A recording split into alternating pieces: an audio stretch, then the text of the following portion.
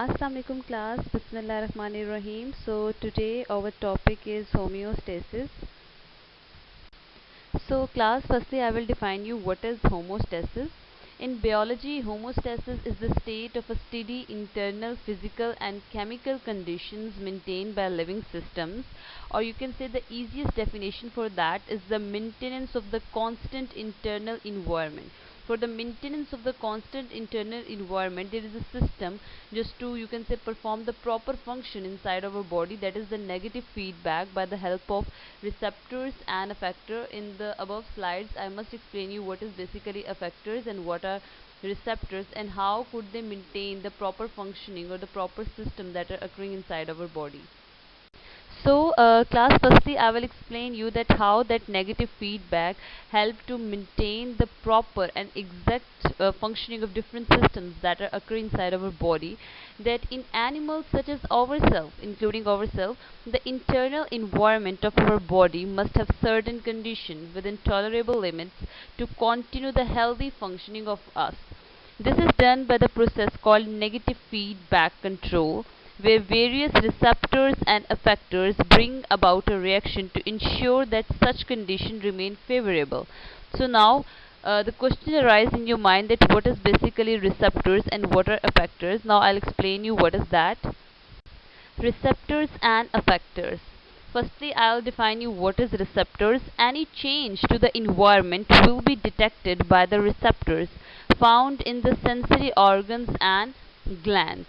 For example, you can say any change in your environment, any change that will disturb your internal system, that would be detected by the receptors. Fine. And these are found in sensory organs and different glands. And what is effector? The receptor send a message to the effector which alter the body response and return back to the normal. As the receptor send the, you can say, stimuli or any signal toward the effector, and what is the response? You can say the response that is given by the effector which make and return it back toward the normal, that is the, you can say, function of the effector. Glands and the muscular contraction, hormone and enzyme production are all effector response. Fine. Here they just give the example that what is the changes that would be occur inside your body and how negative feedback by the help of receptors and effector just you can say solve that problem, and the body will move toward the normal and perform the normal function again. Fine.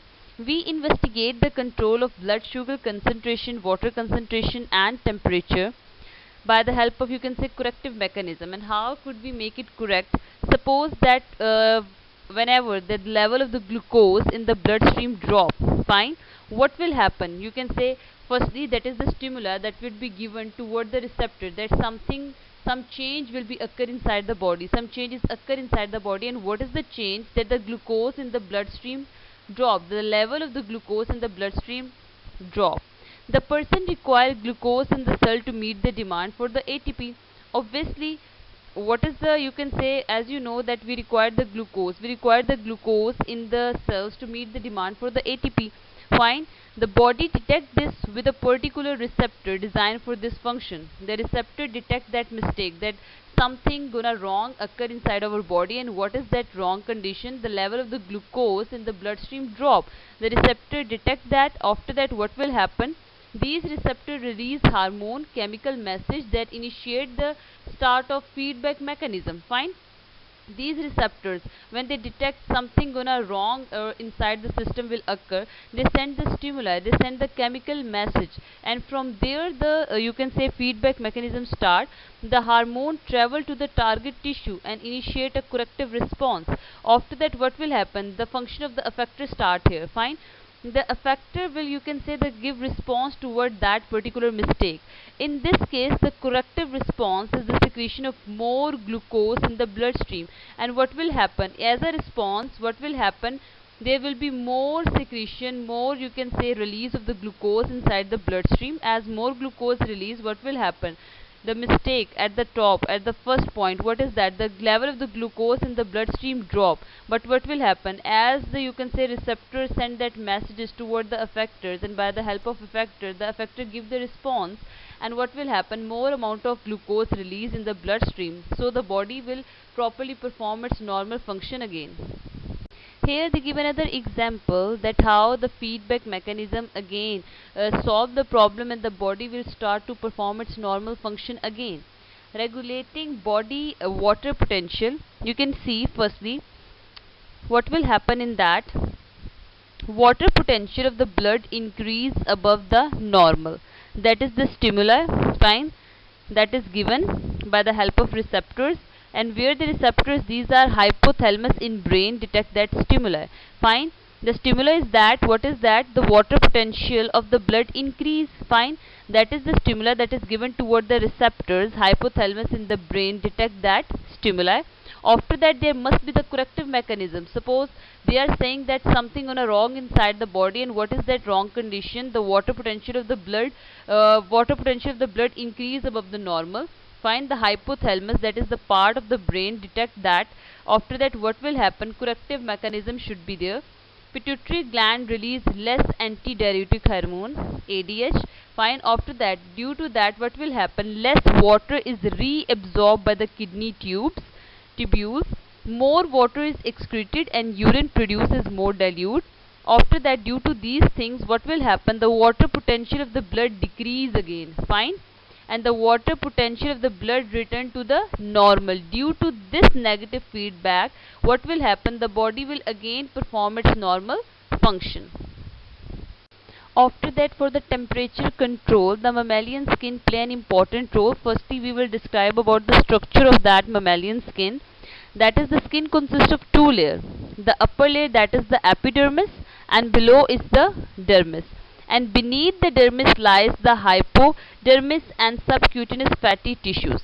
The skin has three main functions, which is protection, regulation and sensation. Here there is the proper, you can say, the diagram of your mammalian skin. That is, you can see the upper layer, that is the epidermis, and below is the dermis, and just below the dermis is the fatty tissues. And after that what they are showing, blood vessels are there, hair follicles are there, oil glands are there, sweat glands are there, nerve and receptors are there. Regulation of body temperature. Our internal body temperature is regulated by the part of our brain, and what is that part of the brain? That is called as hypothalamus. Hypothalamus, what is the function of hypothalamus? It the current temperature, and after that it compare it with the normal temperature. Now what is that normal temperature? That is 37 degrees centigrade. If our temperature is very much low, what will happen? The hypothalamus makes sure that whether the body generate and maintain the heat or not. Homeostasis and body control temperature. You can see that our normal body temperature is 37 degrees centigrade, and the body temperature is regulated by the part of our brain, that is hypothalamus. Fine. Suppose two conditions are there, whether you can see if the body temperature rise above the normal, or you can say drop below the normal. These are the two conditions. So in these two conditions what will you can say the response that is given by the you can say negative feedback by the help of receptors and effectors. If the body temperature rise above the normal, the central nervous system, you can say, signals dermal blood vessels to dilate and sweat glands to secrete. After that the body heat is lost to its surrounding and the body temperature drop toward the normal.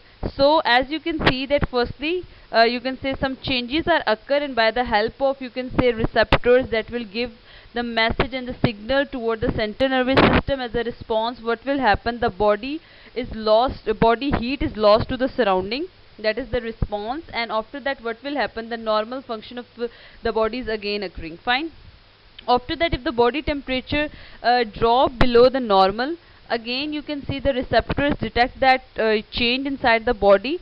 After that what will happen? The affected as a response, what will happen? The body heat will be conserved and muscle activity generate the body heat. And what is the result in that? The body temperature rise toward the normal. Again the normal function you can say is occurring. So class, thanks for your attention. Now still if there is any confusion related to that topic, you can ask that from me.